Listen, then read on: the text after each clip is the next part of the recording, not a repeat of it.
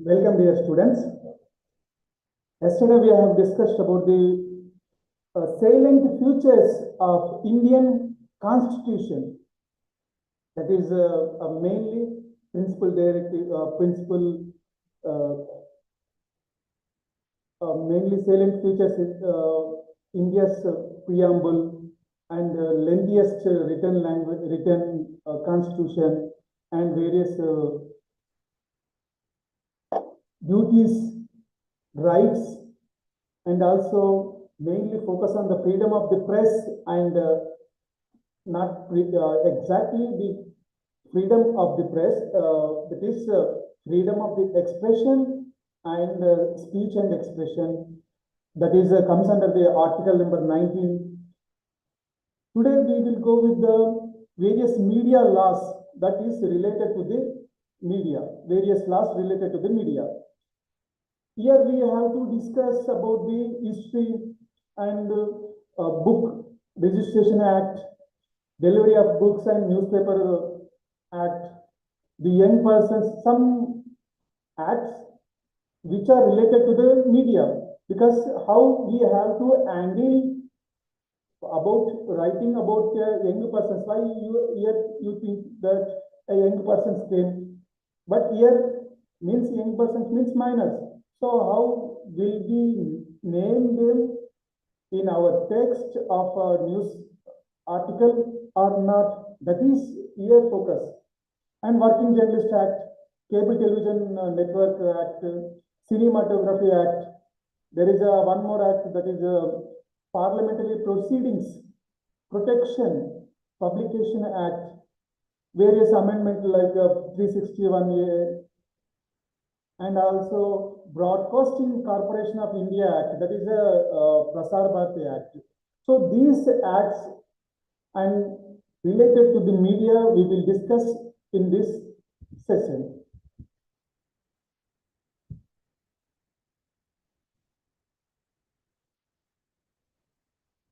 Media plays a vital role in informing people about their surroundings, the truth and the situation they reside in. Media law is not a term for a uniform and integrated body of a law, like the law of contract, the law of crimes. It is a mix of a variety of laws, ethics that are considered most important for a working journalist and also for media industry.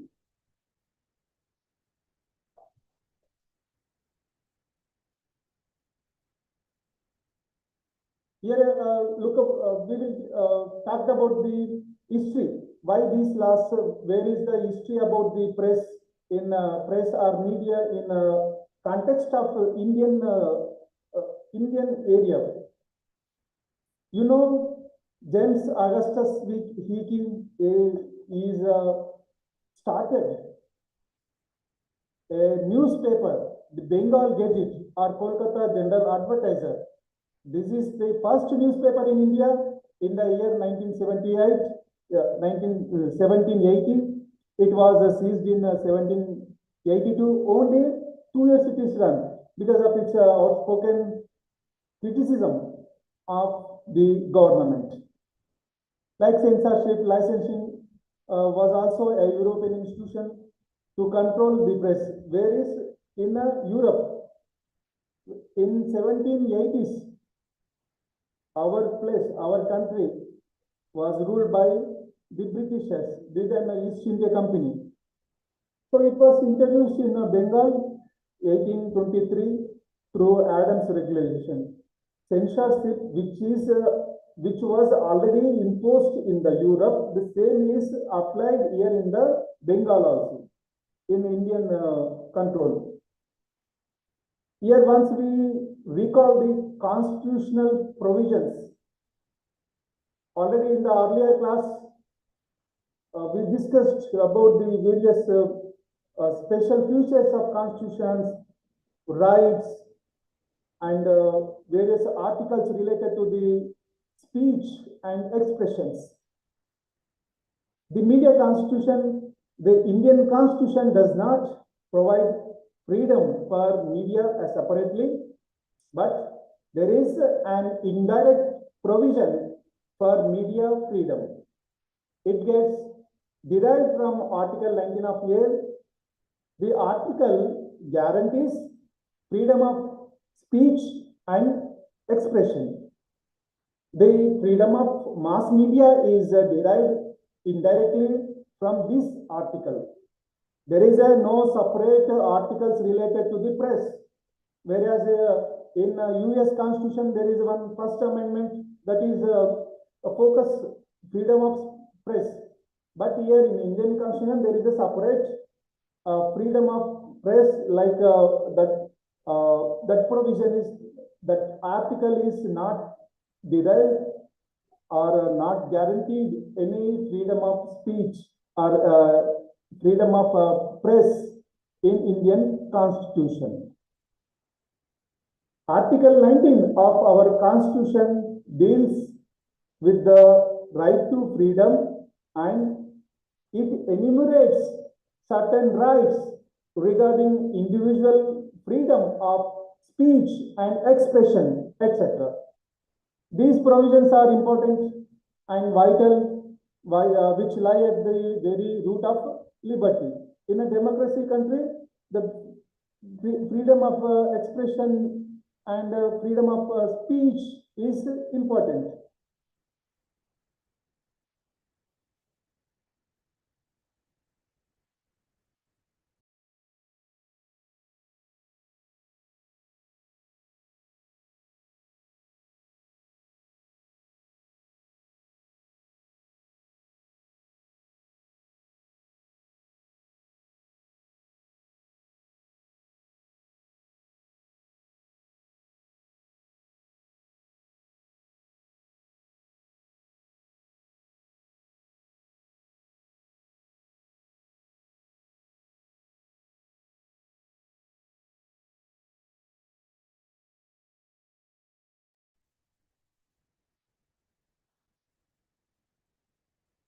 In the times of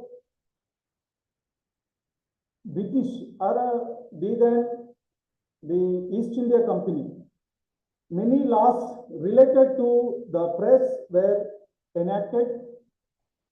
In the post-independence of post-independent time, the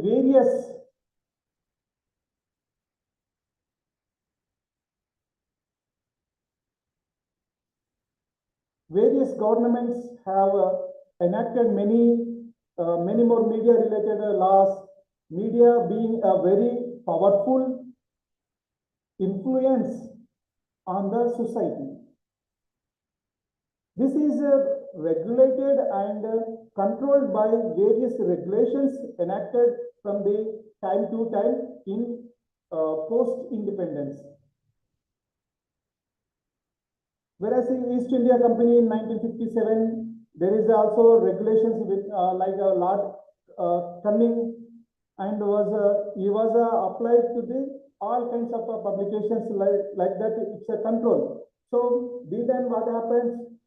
If any news, any print version should be first reached to the East India Company officers, they will check it. Then after only approved, it will be go to the press, means publication. So this kind of a licensing, that was called a licensing act, which is in the year 1860. This is ultimately the control of the media in India, because then a little early there is a first freedom struggle. So that is why the rulers, they imposed many laws, and they regulated with various censorships, with the license. All these are controlled by the East India Company, the then British East India Company. So related to the press,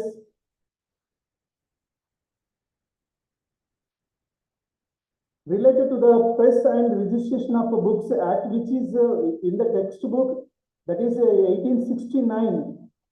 What it is happened now, it is the entire act has been changed now, but in the textbook it is already In the textbook, we have mentioned about the Press and Registration of Books Act 1867, because we then, that is only, we never, because our textbook has been prepared in the year 2018, 17.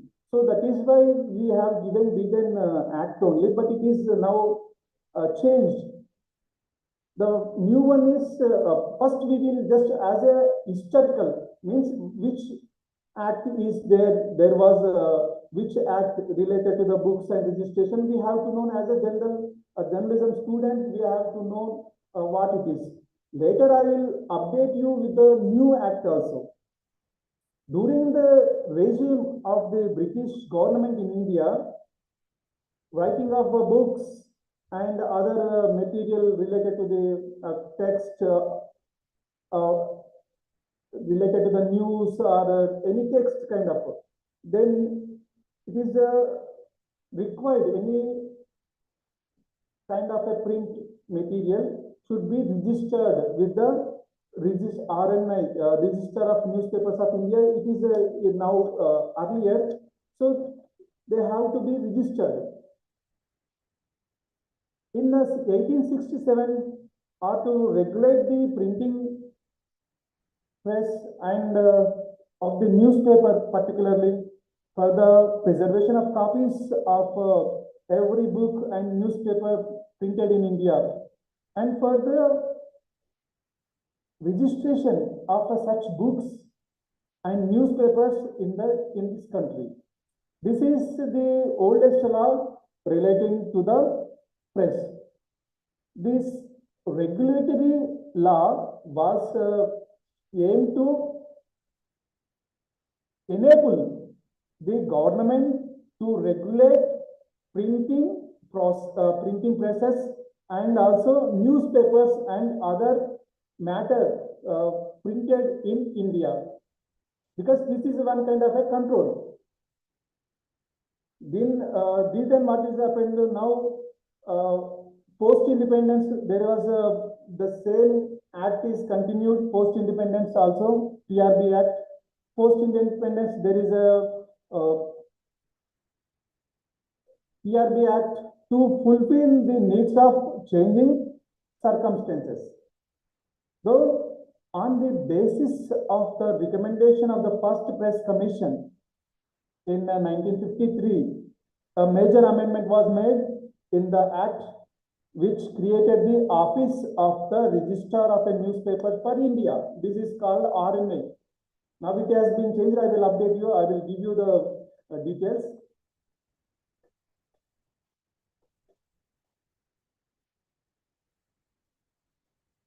So what happened? There is the RNI, Register of Newspapers for India, started functioning from the 1956. The Act contains the particulars to be printed on books and papers, rules as to be publication of a newspapers, and this requires the keeper of a printing press to make certain declarations. So they have to give the printer name, editor name, where it is publishing, the periodicity. All these details should be mentioned. It should be uploaded for every 6 months. The recent one is in place of RNI and PRB Act, there is a Press and Registration of Periodicals Act 2023. Again, I am telling you, you have to, the whole aim and objectives, the system, everything is same. But little amendments, little rules and regulations are changed, and the entire act, the earlier act, PRB Act 1867, that has been removed, and in the same place it is enacted as the title with the Press and Registration of Periodicals Act 2023, which is not in the textbook. But this is why I am focusing, because this is the latest development. So you may mention in the question paper also it will be comes like a PR, that is a new Press and Regulation of Periodicals Act 2023.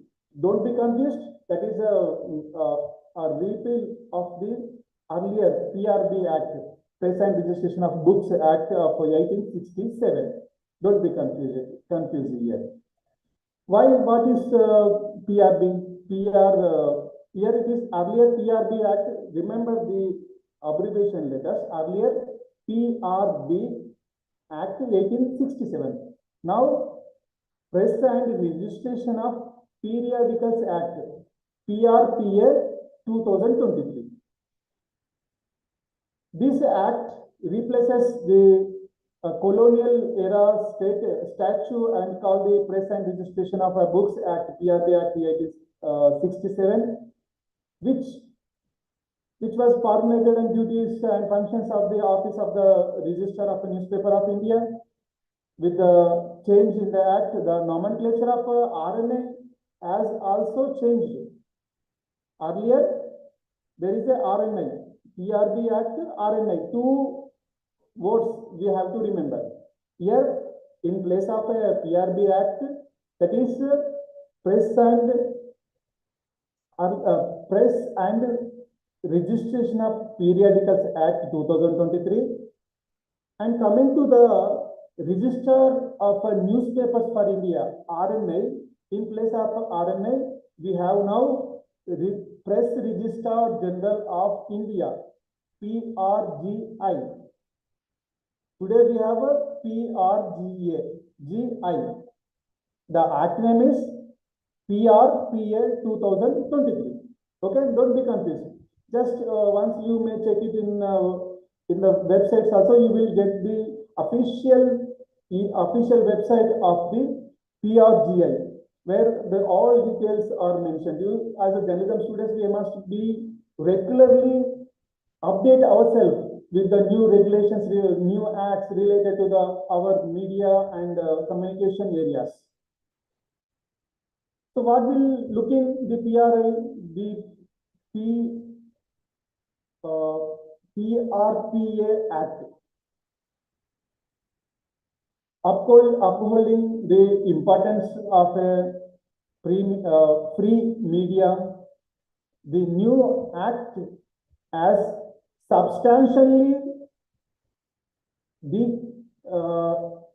decriminalized procedural irregularities on the part of publishers and removed the imprisonment provisions for minor violation of the earlier act. The act is therefore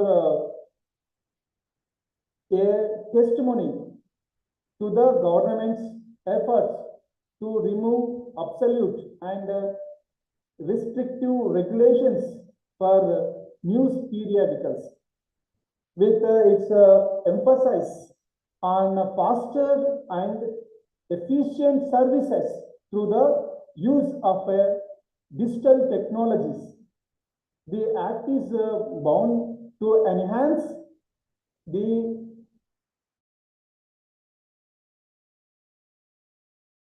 So here you can mention about the new act. Okay, don't be confused. Maybe you can write about the previous act, that is a PRB Act 1867, or you may write about the new act, that is PRPA Act 2023. Okay.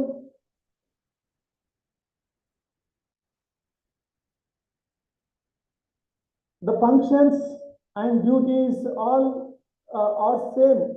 Means some imprisonment related, some points are removed which are incorporated in earlier act. The print media in India has a illustrious history, and it continues to play a vital role in keeping the public informed and engaged with the issues that concern them. We, as a body, this GI. This is a facilitates to the registration of a periodicals in the country. Partners in the history as well as the present development of India. If we want to publish any book or any periodical, we must register with the PRGI, Press Register General of India. Okay, if you have any doubts, please come for, you have to ask. Otherwise, you may mention in the chat box. I will read it and come back with you with the clarifications. Now we will go with a new topic, another topic, that is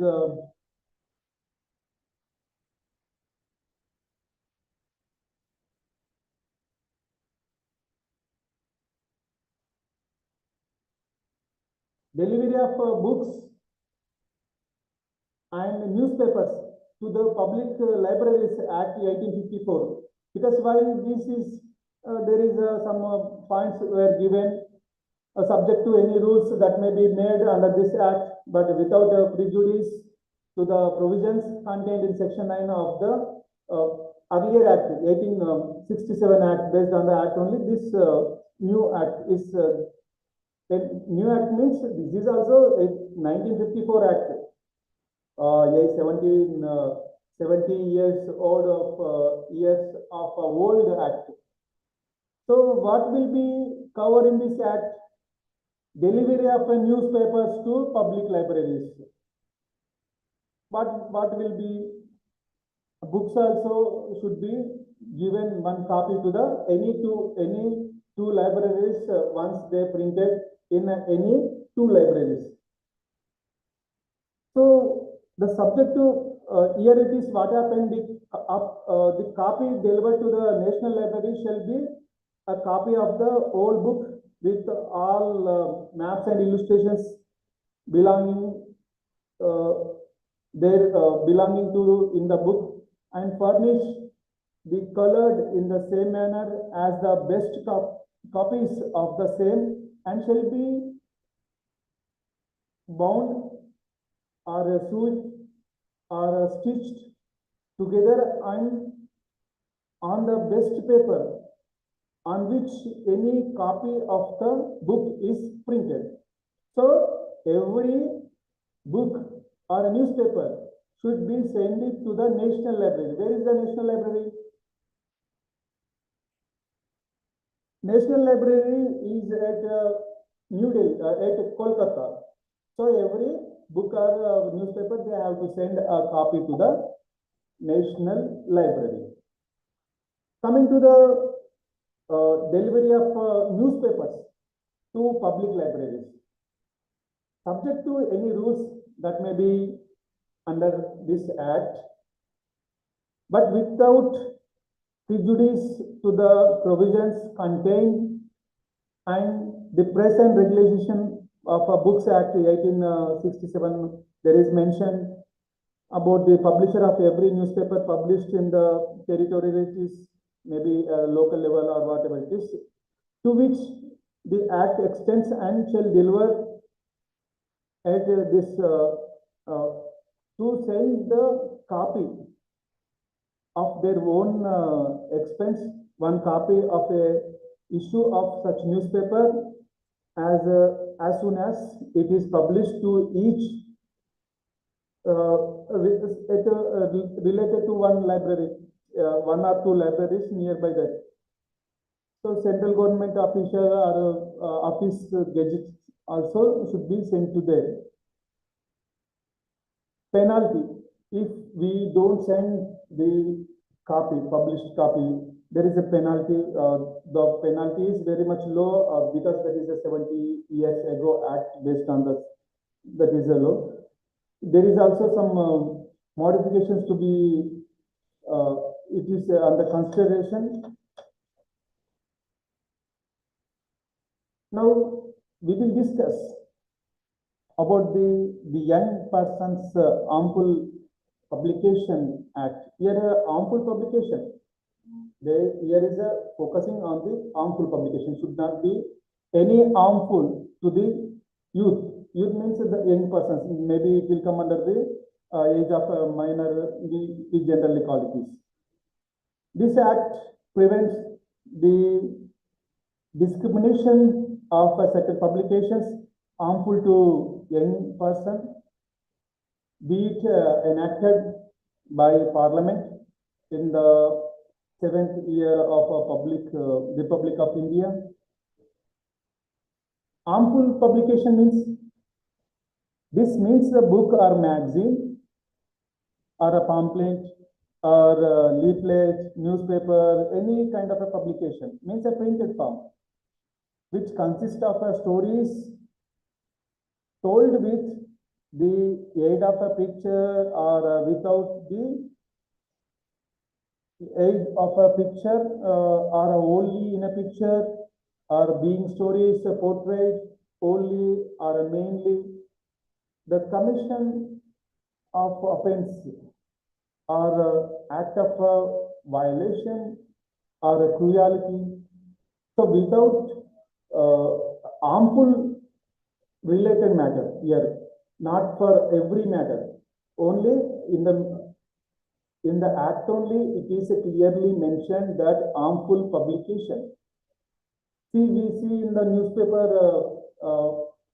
some interviews about the rank holders or sports persons or achievers, students. So that is not harmful. That is for public good. There is no limitations. Whereas coming to the harmful, maybe we could not mention the name of some incidents. We could not mention the minors. We could not. There is a rules. There is a rules, and there is a many judgments by the various high courts and local courts, even some Supreme Court. So they have given some guidelines. Based on the guidelines only, we have to be act. As a journalism students, we have to write our news article. Whereas coming about the minors, related to the minors and harmful related public matters. Now coming to discuss on the Working Journalist Act. Who is working journalist? Working journalist means a person whose principal vocation is that of a journalist and who is employed as such either full-time or part-time in relation to one or more newspaper establishment, and includes an editor, leader writer, news editor, sub-editor, feature editor, copy tester, reporter, correspondent, cartoonist, news photographer, and proofreader. There is actually Working Journalist Act is about focus on the newspapers only. That is because then in 1955 there is no electronic media, there is no digital media, but there is a slight changes by the local governments, means the state governments. They are pointing out who is the working journalist. A video journalist of electronic media is also a working journalist. So this act is mainly focused on the various subjects: notice period in case of a retrenchment, payment of a gratuity, hours of work, leave, wage board, rights of the working journalist. But there is a criticism. Many newspaper managements, many electronic media and digital media, there is no particular Working Journalist Act for the electronic media or digital media, but for the print media, there is the Working Journalist Act is applies to the print media, but there is a criticism. Many newspaper managements, they are not following, they are not enacted enacting this Working Journalist Act. There is a very controversial based on they recruited with the contract base of 3 years, 1 year or 2 years, like they are not recruiting a regular employee. So here it is there is a critical what is called the critically there is a no one many of media houses, they are not following this Working Journalist Act. So your first notice period. Notice period means there is under section various in the act various sections related to the notice period, payment gratuity, hours of work, leave, wage board, rights of the working journalist. So here first notice period. Notice period, what will be notice period? Already there is a separate one act, Industrial Disputes Act. So based on that, it will be applied to the working journalist also. Notice period prior to 3 months, we have, in case of any retrenchment, the management has to be given a 3 months of a notice period. And in case they have to be pay amount also, some in case of immediate, they have to pay a 3 months salary also. Coming to the payment of gratuity, there is a particular act related to the gratuities. After 10 years of tenure of service, which is with that media agency, the worker means the working journalist is eligible for the gratuity. It is now coming to down the services. It is only 3 years now. Now coming to the hours of work, there is a hours for a week. It is 144 hours during the 144 hours for the a period of 4 consecutive weeks. 144 hours means coming to 1 week. It is per day it will 5.5 hours for the working journalist. With the lunch, it is 6.5 hours. And there should be a weekly off between 24 hours of a weekly off in a period of a week should be provided by the management. Coming to the leaves, there is a general holidays, maybe in the newspaper there is a 10 general holidays, but closing holidays, we have in Andhra Pradesh and Telangana 4 closing holidays. For Sankranti one, Vinayak Chauthi, Dasara and Deepavali. These are 4 were a closing holidays, complete closing holidays for the entire press, that media, print media house. And again there is a 6 general holidays. So if a person, a working journalist who works on the general holiday, they have to be paid 1.5% of the remuneration and also compensation. Coming to the leaves applies like casual leaves, 90 days of a casual leaves, and many types of various leaves applies to the working journalist. There is a sick leaves, earned leaves. It is applies to the as per the various labor act related labor codes. Quarantine leave also, and extraordinary leave, study leave, maternity leaves also applies to the working journalist. Now coming to the wage board, what is the role of wage board? What is the functions? What are the objectives? First one is the fixation or revision of rates of wages. So this is now there is a very long back wage board is now every 10 years there is a wage board like how a PRC is in central government, but nowadays there is no focus on the wage boards.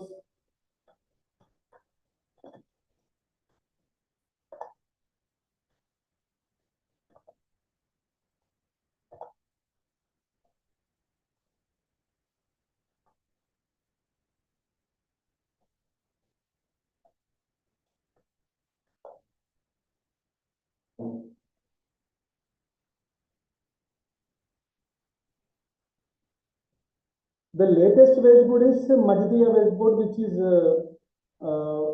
notified in the year 2010. Later, there is a no wage board, that is only still continuing. Actually, for every 10 years there is a new wage board, but there is a no new wage board.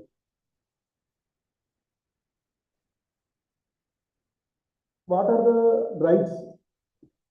Now we'll discuss about the here. Previous one is Madhya Wage Board. This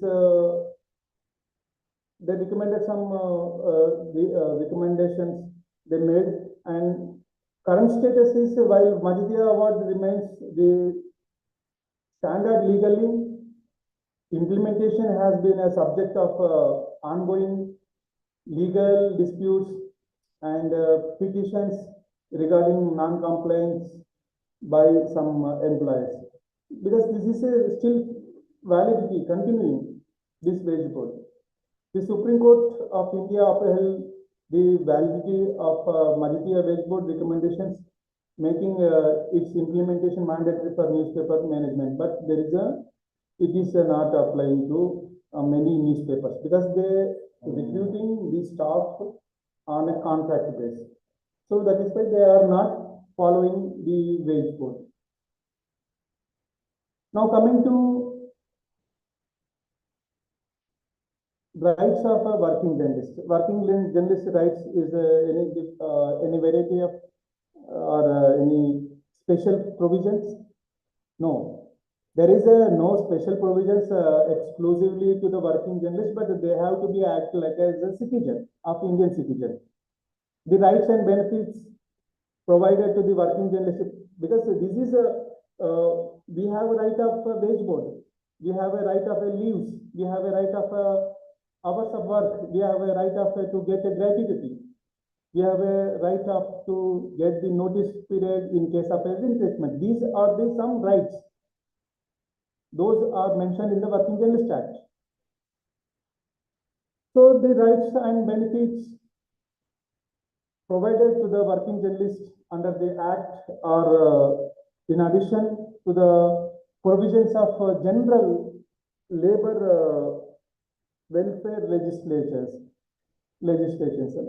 So general labor codes and time to time modifications, those are applied to every working journalist.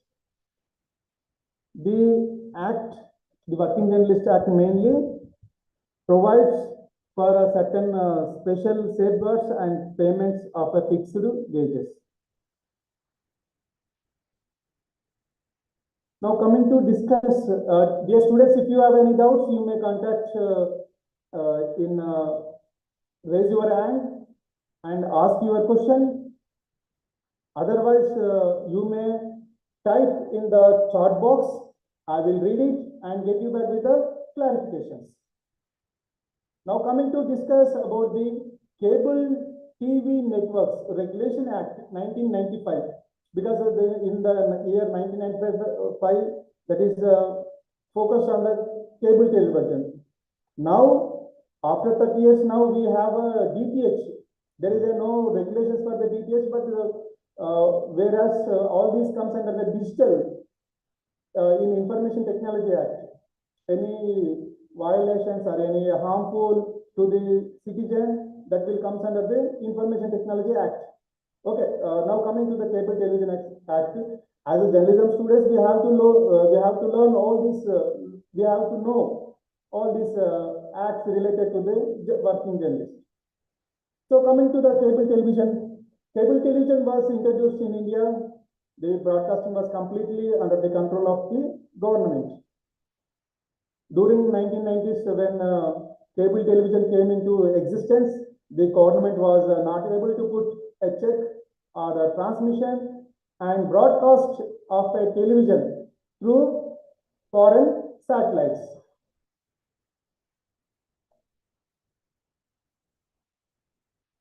There is a separate codes for the All India Radio and a separate codes for the Doordarshan. So here, what needs to be a special focus. Every registration as a cable operator, they have to be registered under this act. And there is a maintenance of a register and compulsory transmission of certain channels, which is timely. The government of India will give based mainly focus on the public broadcasting channels, like we have a Doordarshan related channels. So Doordarshan has many channels, various region level channels, whereas coming to the national level channels, news channels, sports channels. So every cable operator, at least there is 5 or 6, exactly the number is timely or changing. They have to be given in free of cost to their customers, their subscribers, that cable television network subscribes. Why is this act? This act regulates the operations of a cable television network in the country. Under this act, no person shall operate a cable television network unless he has to be registered as a cable operator under this act. Next, coming to discuss on the Cinematography Act. This act is enacted in the year 1952. The act is a regulation. This act is a legislation which came into force on July 28, 1952, and which provides for the establishment of authorities to censor movies and prevent the exhibition of films that are against the culture of Indian society. The act extends to the all states and union, all states. Earlier there is some relaxation to the Jammu Kashmir, but it is now included, means there is some act. So now this act is applies to all over the India. According to the act, there is one board, Central Board of Film Certification. Without the certification, no film will be broadcasted, means broadcasted or published. So according to the provisions of the act, the central government shall establish the board of film certification. The board name is Central Board of Film Certification. The board of a central film certification consists of a chairman and a minimum of 12 members and maximum of 25 members. What will do this board?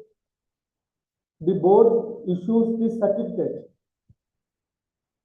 The certificate for exhibiting the film will not be allowed where the film is against the sovereignty and integrity of India, security of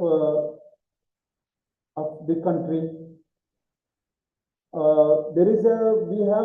We learned Article 19 of 2 there is a limitations for freedom of speech and expressions. The same is applies to here also CBS to issue while issuing the certificate. Films are certified under the 4 categories. Films are certified under the 4 categories. Those are U category, U by A category, A category, and S category. These are mainly four categories. Under U category, it is a unrestricted public exhibition. What will becomes U certified films are fit for all kind of public exhibitions and are family friendly. These films can contain universal themes like education, family, drama, etc.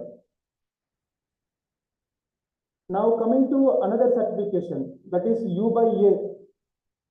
This is parental guidance for children below the age of 12 years for public exhibition.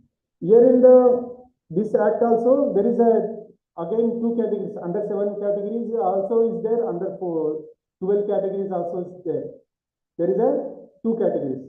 What will be happens here? Films with the U by A certification can contain reasonable adult themes, so which are not strong in nature and can be watched by the child under the parental guidance. These films can contain some strong violence like that. So for some scenes and obsessive or flirty language used in this kind of in these films. So whenever the flirty language will come, it will be muted. The next category of the certificate is A. This is restricted to adults only. We see many film certification. There is at the corner they mention the various certificates, U or U by A or S. So these certificates, any film should be contained for exhibition. They have to be collect the certificate. They have to get the certificate from the CBFC. A certificate is a film with a certificate is available for public exhibition, but restricted only to adults. Another special category, that is S.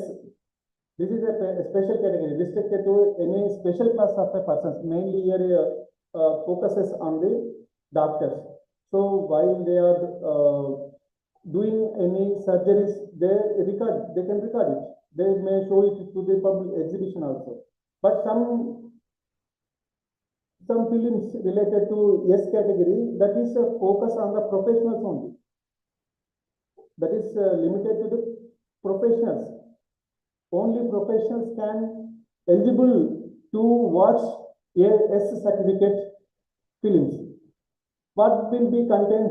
See, that is related to the focus on, for example, a surgery. So doctors only need to, they have only the permission to see that kind of a films. Some scientists also is there.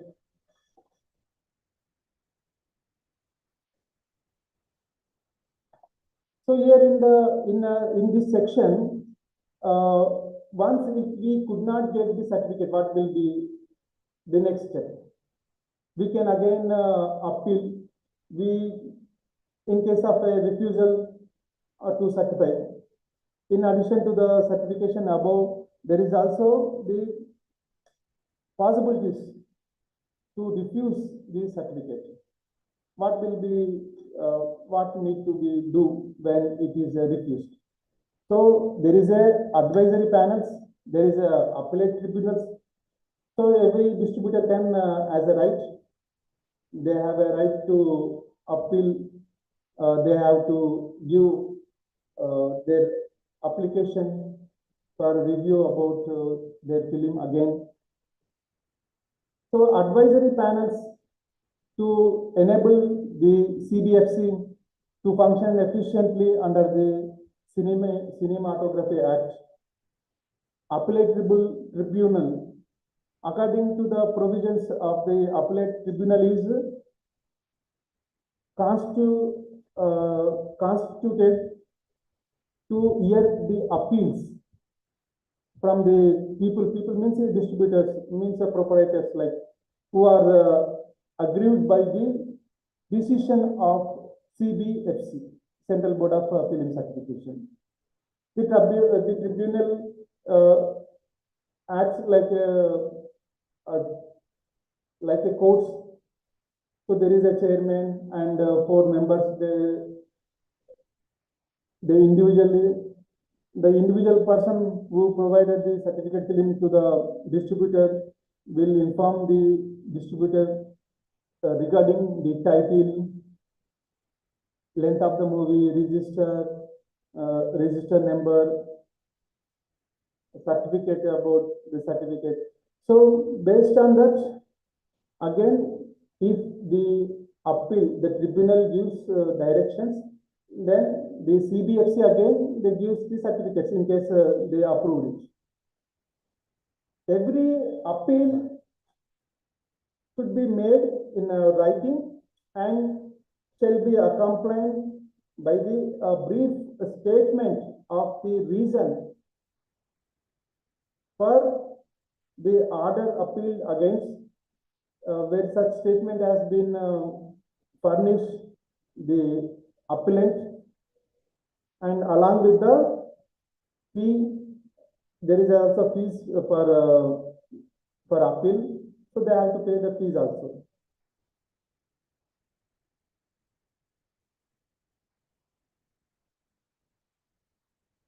Now coming to discuss on the Parliamentary Proceedings Protection of Publication Act. In 1956, the Constitutional Amendment and Article 361A, that is protecting the publication of Parliament and Legislature. Under this Act, if a speaker, the speaker is a leader, not a leader of the house, but speaker is he acts like a judge in the parliament, in the Lok Sabha or in the assembly. And whereas coming to the Rajya Sabha and some assembly councils also, some in 6 or 7 states, there is a assembly councils also. So there is a chairman of the council is the who acts like a judge.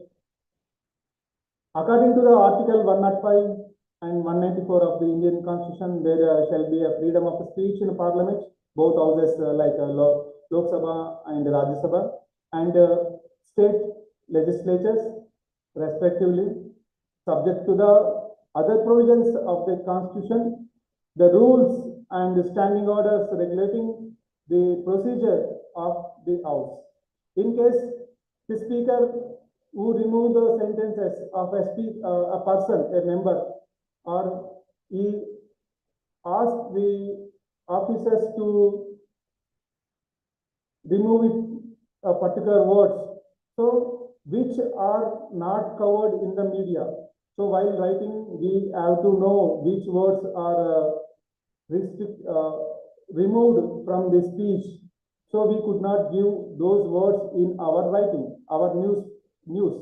So we should be conscious, because there is a special provisions for the members of the parliament and members of legislative assemblies and councils. So as a journalism student, we must know what are the provisions to the members. The Parliamentary Proceeding and the Protection of Publication Act was replaced by Parliamentary Proceedings. Earlier, there is a Protection of Publication Act, one act. So it is 1956. it is replaced with the 76. Again, there is some replaced. The 1976 Act is also applies to parliamentary proceedings broadcast by wireless telegraphy. Here is it is applies to not only the print media, it is applies to the electronic media also. The Act shall apply in relations to reports or matters broadcast by means of a wireless telegraphy as a part of any program or service provided by means of a broadcasting stations. Broadcasting stations means maybe it is radio stations or television stations. It is the same as applies to the newspapers also. Coming to the another important point is the Prasar Bharati Act. In English, we call it, it's a Broadcasting Corporation of India Act in 1990. This act extends to the whole of India. The act provides for the establishment of Broadcasting Corporation. The act defines composition, powers, and functions of the corporation. It grants autonomy to the All India Radio and Doordarshan, which were previously under the control of the government. Post 1990, or this act, there is a autonomous for the AIR and Doordarshan, but even though those are the public broadcasting agencies, so they works under the Ministry of Information and Broadcasting, that is a government ministry, so ultimately they are controlled by the government only, even though it is an autonomous body. Section 3 of this act deals with the establishment and composition of the corporation. Thus, we have there is objectives for the corporation and parliamentary committees, powers of a central government, and also who was the national broadcaster. Who is the national broadcaster? Here is in India, Doordarshan is the national broadcaster, and there is a private satellite channels.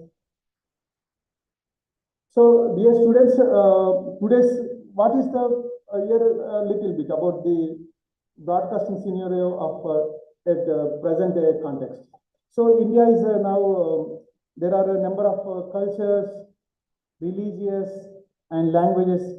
The national broadcaster is a Doordarshan, which is a focus on the national security, integrity, and unity.